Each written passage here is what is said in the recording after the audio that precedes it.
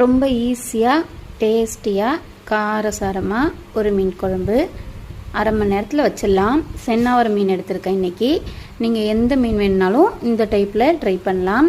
வெங்காயம், தக்காளி, 10 பல் பூண்டு, 1 டீஸ்பூன் மிளகு, அரை டீஸ்பூன் சீரகம், 1 டீஸ்பூன் வரமல்லி, ஒரு teaspoon Kashmiri chilli, 2 table spoon அளவுக்கு குழம்பு மிளகாத்தூள், 1 டேபிள் ஸ்பூன் அளவுக்கு ஆயில் எல்லாத்தையும் சேர்த்து நல்லா நைஸ் பேஸ்ட்டாக அரைச்சி எடுத்துக்கோங்க.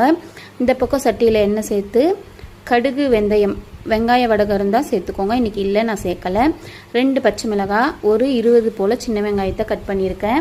அதையும் சேர்த்துட்டு வெங்காயம் நல்லா வதங்கட்டும். சுருளை வதக்கிக்கோங்க. ரொம்ப டேஸ்டியாக இருக்கும், நல்லா கெட்டியாகவும் இருக்கும் மீன் குழம்பு. அவ்வளோ ஒரு அட்டகாசமான மீன் குழம்பு. கல் உப்பு சேர்த்துக்கோங்க.